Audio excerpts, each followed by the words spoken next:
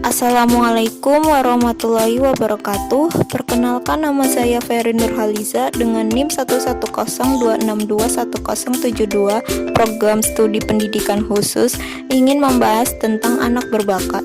Video ini dibuat untuk memenuhi salah satu tugas pendidikan anak berbakat dengan dosen pengampu Dr. Hartini Nara, MSI.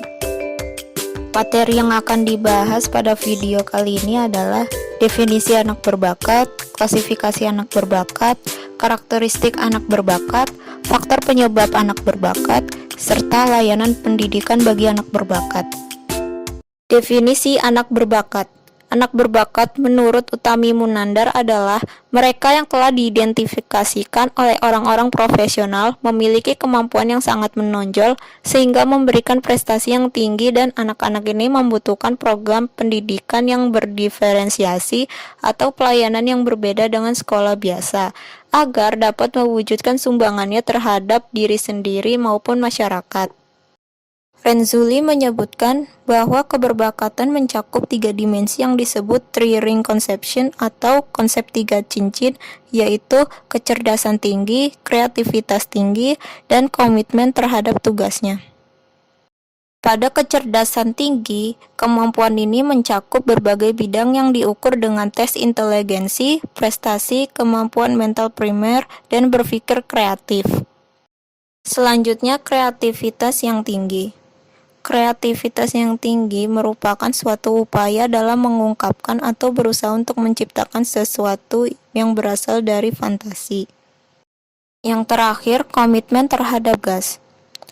Komitmen terhadap tugas merupakan bentuk motivasi internal yang mendorong seseorang untuk tekun dan ulet dalam mengerjakan pekerjaannya meskipun mengalami hambatan atau rintangan, tetapi mampu menyelesaikan tugasnya, atau biasa disebut bertanggung jawab terhadap tugasnya. Selanjutnya, klasifikasi anak berbakat. Sutratina Tirtonegoro mengklasifikasikan anak berbakat menjadi 3 kelompok, yaitu superior, gift, dan jenius. Saya akan membahas tentang jenius.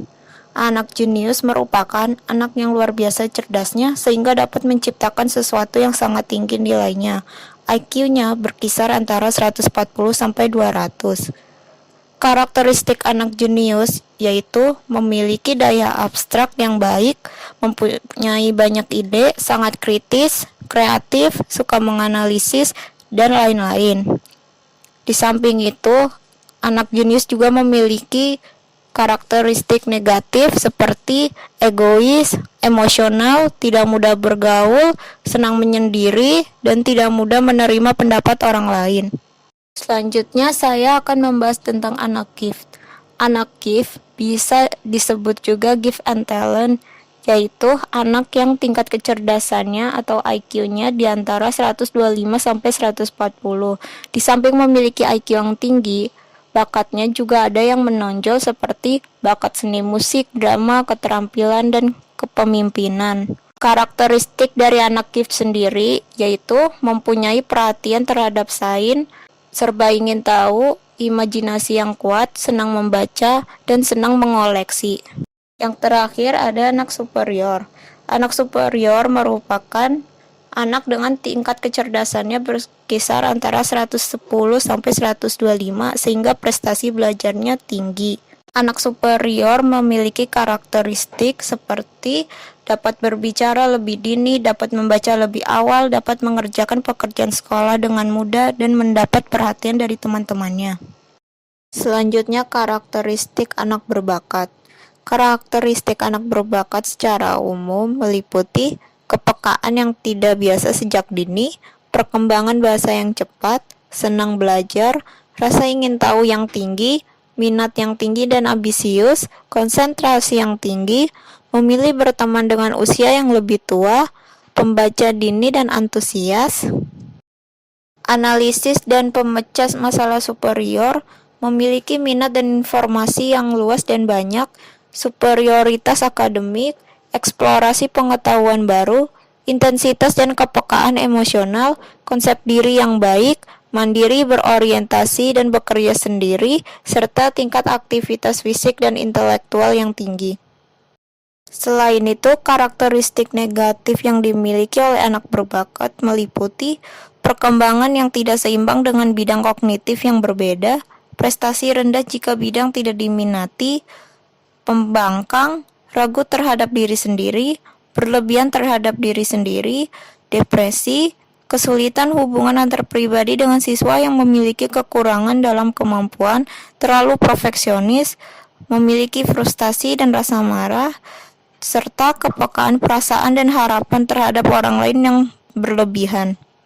Selanjutnya, ada faktor penyebab anak berbakat. Pada faktor penyebab anak berbakat terbagi menjadi 3, yaitu faktor genetik, faktor biologis, dan faktor lingkungan. Pada faktor genetik, beberapa pendapat para ahli setuju bahwa inteligensi seseorang bisa berasal dari gen atau keturunannya. Pada faktor biologis, gizi dan neurologis juga berpengaruh terhadap inteligensi anak.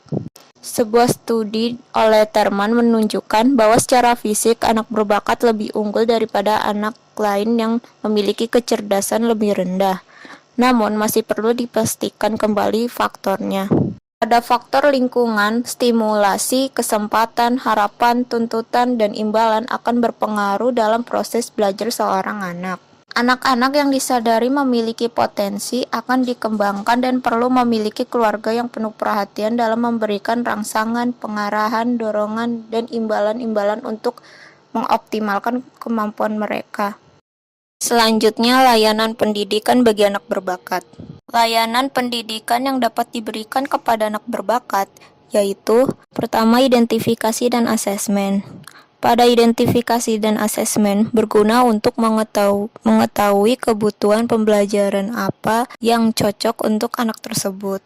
Yang kedua, homeschooling. Dalam homeschooling, orang tua atau tenaga ahli yang ditunjuk bisa membuat program khusus yang sesuai dengan bakat istimewa anak tersebut. Yang ketiga, program akselerasi. Program akselerasi adalah program pelayanan pendidikan yang memberi kesempatan kepada siswa yang memiliki potensi kecerdasan dan bakat istimewa untuk dapat menyelesaikan program dalam waktu yang lebih singkat. Program pembelajaran akselerasi menitikberatkan kepada pendidikan anak berbakat dengan 8 jenis kecerdasan, yaitu kecerdasan linguistik bahasa, logika matematika, visual spasial, kinestetik tubuh, musik, interpersonal, intrapersonal, dan natural. Yang keempat, sekolah segregasi bagi anak berbakat. Sekolah segregasi bagi anak berbakat hanya ditujukan untuk anak berbakat. Yang dimaksudkan agar anak berbakat dapat bekerja sama dengan anak berbakat lainnya. Demikian penjelasan saya mengenai anak berbakat. Terima kasih telah menonton video ini. Semoga video ini bisa bermanfaat untuk kita semua. Kurang lebihnya mohon maaf. Wassalamualaikum warahmatullahi wabarakatuh.